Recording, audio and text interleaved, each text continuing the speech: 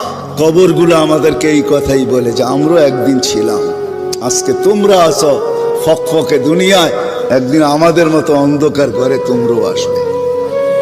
কবির কথাই সত্য, মিলে খাক মে আহলে শাক कैसे कैसे জমি খা গই নওজোয়ান कैसे कैसे। কত বাদশাহী তো মাটির নিচে শেষ হয়ে গেল, কত জমিনই তো কত যুবককে অস্তিত্বহীন করে দিল।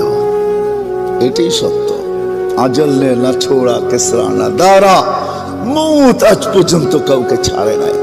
মৌতকে ফাঁকি দেওয়া যায় না, ওভারটেক করা যায় না।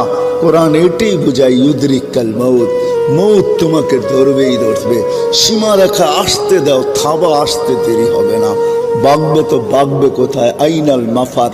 কোরআন বুঝাইতেছে তুমি কোথায় ভাগবে, তো আল্লাহ আবার বুঝাইতেছে যেখানেই ভাগবে ইল্লা বিসুলতান, আমার রাজত্বের বাহিরে তোমার যাওয়ার ক্ষমতা নাই।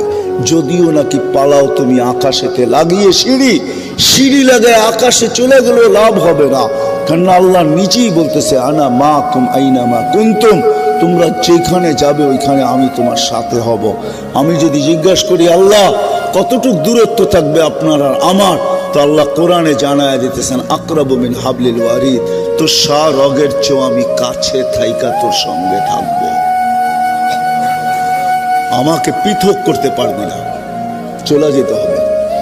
বিদায় যে যেই ক্ষেত্রে আসি ভাবেন, আজকে যুবক তোমার পায়ে হাত রেখা বলে তুমি ভাবো তুমি আল্লাহর কাছে মূল্যায়িত কতটুকু, বা কিভাবে মূল্যায়িত হবে। নারী ভাবো, মা বোনরা ভাবো যে আমি আল্লাহর কাছে মূল্যায়িত কতটুকু। হ্যাঁ, আমি চোখে দেখা বলতেছি, আমি পারফিউম সারফিউম ব্যবহার করি না, কিন্তু আমি করতেও পারি না।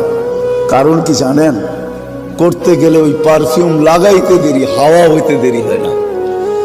ওই ঘ্রাণ নাকে চলে আসে, যে ঘ্রাণ আমি আমার সফরের সঙ্গে আসছি। ওই সমস্ত কবর থেকে যেখানে হাজারো পারফিউম ছিটাবেন, ছিটাইতে দেরি, হাওয়া হইতে দেরি হবে না, সব হাওয়ায় উড়া যাবে। ওই কবরের ঘ্রাণই আপনার নাকে বাড়ি খাবে। হ্যাঁ, কসম খোদার, আমি অ্যাড্রেস দিয়ে দিতেছি। আমার কাছে হুজুরদের মতো কিতাবি এলেম নাই, কিন্তু চোখে দেখার এলেম আছে। আমার এই নাকে বাড়ি খাওয়া আছে। আমি অ্যাড্রেস দিয়া দিই, যান কবরের নাম বলে দিতেছি। জাফর ইবনে আবু তালেবের কবরে যান, যায়েদ ইবনে হারেসার কবরে যান, আব্দুল্লাহ ইবনে রাওয়াহার কবরে যান। আরে এরা তো বড় উচ্চ মানের মানুষ। যান যান ফেরাউনের বাড়ির কাজের মহিলার কবরে যান, ওইখান থেকে সুগ্রাণ বাহির হইতেছে। আল্লাহর রসুলকে দাঁড়াইতে বাধ্য করছে।